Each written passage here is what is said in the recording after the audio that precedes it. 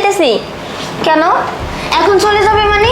বাসার সমস্ত কাম তো এখনো পড়ে আছে তাই না? তাহলে তুই এখন চলে যাবে মানে কি? আসলে ম্যাডাম বাসায় না আমার মা খুব অসুস্থ, এর জন্য আমার তাড়াতাড়ি যাইতে হইব। তোর মা মানে? এই লিমা, তুই না বলেছিলি এই পৃথিবীতে তোর মা বাবা বলতে কেউই নেই, তাহলে তোর মা কোথায় আসলো? হ ম্যাডাম, সেটা তো কইছি যে আমার আপন মা বলতে কেউ নাই, কিন্তু ম্যাডাম যে আমার ছোট থেকে এত বড় করছে সে তো আমার মাই, তাই না? আমার মায়ের মতো। ও মা না খুব অসুস্থ ম্যাডাম, এর জন্য আজকে আমার যাইতে হইব ম্যাডাম। আচ্ছা ঠিক আছে, কি আর করার, বাকি কাজগুলো আমি করে নিব, যা তাহলে। আচ্ছা ঠিক আছে ম্যাডাম, আমি যাই। দাঁড়া, কোথায় যাচ্ছিস? আচ্ছা স্যার, ওই যে আমার মা খুব অসুস্থ তো ফোন দিছে আমাকে, এর লিগে তাড়াতাড়ি যাইতেছি। ও, চলে যাবি তাই না? তাহলে যাওয়ার আগে যেই জিনিসগুলো নিয়েছিস সেগুলো দিয়ে তারপরে এখান থেকে যা।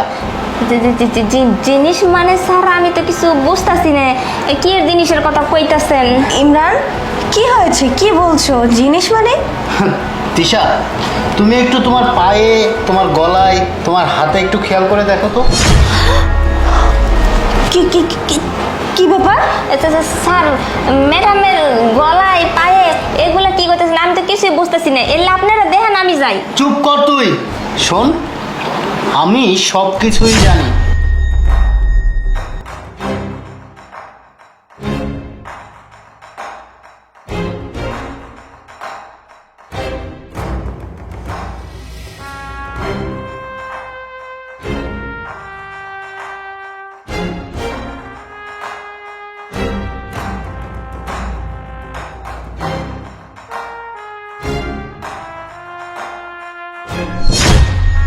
বুঝতে পেরেছিস? এখন তুই ভালোই ভালোই এইগুলো বের করে দিবি নাকি আমি বাসায় পুলিশ ডাকবো? বল। স্যার, পুলিশকে ডাকবেন না স্যার, আমি সব কিছু এখনই দিতেছি স্যার। ছি ছি ছি লিমা, তুই এই কাজটা কিভাবে করতে পারলি? এই যে ধরেন।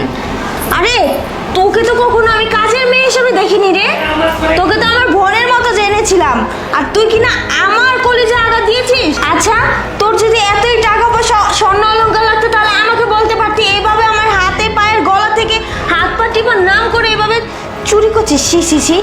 আরে তিশা, তুমি না ওই যে খাল কেটে কুমির নিয়ে আসছো, বুঝছো? শোনো, তোমাকে আমি আগেই বলেছিলাম যে ভালো করে যাচাই বাছাই করে তারপরে কাজের মেয়েটাকে নাও। আসলে ও তো একটা চোর, ও শুধু এই বাড়িতে না, ও বিভিন্ন জায়গায় এরকম গিয়ে বলে যে আমার কেউ নেই, আমার মা বাবা নেই, আর সেই দুর্বলতার সুযোগ নিয়ে ওই কাজগুলো করে। বুঝতে পেরেছো? শোনো, ওকে যদি আমরা পুলিশে না দিই তাহলে মনে করো যে ওর শাস্তি হবে না। বুঝতে পেরেছো?